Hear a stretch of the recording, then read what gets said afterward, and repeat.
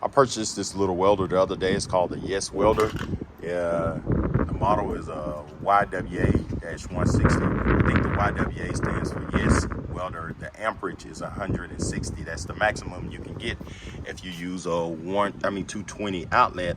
And it also comes with an adapter from 220 to 110. So I'm using 110. But I'm gonna explain a few things to you here on the front. You got this cover.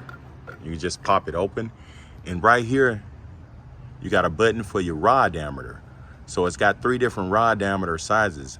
The first one is a 1/16. Then if you push it, it'll go over to the 3/32. Then you push it again in 1/8. You also have your arc force right here. So you could change it from 0 to 10.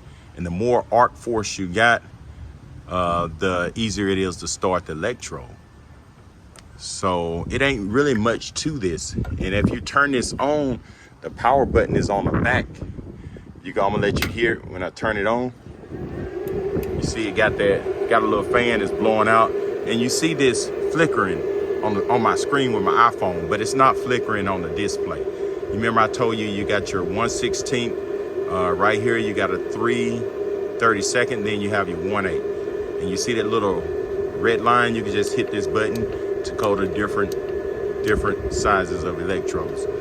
And you also just click this button and go to your workforce, like I said, from 0 to 10. And if you don't touch nothing within like 3-4 seconds, it automatically reverts back to the original settings. Then you got your positive and negative.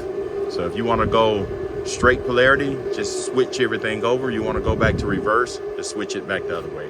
It's really simple. It ain't nothing much to this.